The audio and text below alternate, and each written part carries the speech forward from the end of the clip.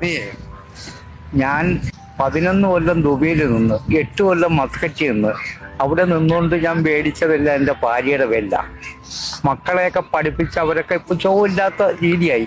വീടൊക്കെ വെച്ച് ഞാൻ നാട്ടിൽ വന്നപ്പോ എൻ്റെ ബാലൻസ് ഇല്ലാന്നും ചൊല്ലി എന്നും ചെറിയ ചെറിയ വിഷയങ്ങളുണ്ട്.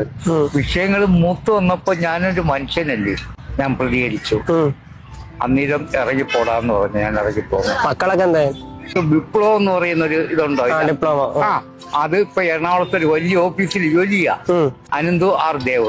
മോള് ഇന്ത്യൻ ഓഫീസർ ബാങ്കില്, മരുമോൻ ചാത്തന്നേരത്തിന്റെ ഓഫീസിൽ. പിന്നെ മോന് വേണ്ടി ഒരു 5 സെന്റ് സ്ഥലവും ഒരു വീടും ഒക്കെ ഭാര്യയുടെ കാലശേഷം അവനാ പള്ളിമുക്കി മോക്ക് മേടിച്ച്.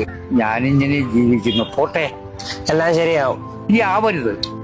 അവരുടെ ജീവിതം വളർന്നു വരണം. അങ്ങനെ അവരെടുക്ക പോരുത്. നിങ്ങളെപ്പോലുള്ള മക്കളില്ലേ എനിക്ക്. അപ്പൊ ശരി, പ്രാർത്ഥിച്ചാൽ മാത്രം മതി.